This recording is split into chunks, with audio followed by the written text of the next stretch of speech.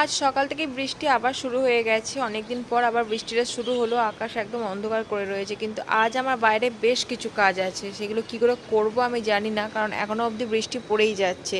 আসলে সামনেই জন্মাষ্টমী আর নতানদের স্কুলে কালকে জন্মাষ্টমীর সেলিব্রেশন আছে। তো ওকে কালকে আমি রাধা সাজিয়ে পাঠাবো। তো তার জন্য বেশ কিছু জিনিস আমি টুকটাক কেনার আছে। তো অনেক জায়গাতেই যাওয়ার আছে।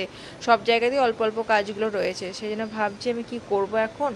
কারণ এখনও পর্যন্ত বৃষ্টি একটুও কমেনি, এখনও টিপ টিপ টিপ টিপ করে বৃষ্টি পড়েই যাচ্ছে। যাই হোক, নতানকে যখন সাজাবো জন্মাষ্টমীতে রাধা, তখন কিন্তু তোমাদের সাথে শেয়ার করবো অবশ্যই, কিন্তু সেই ব্লগটা দেখো।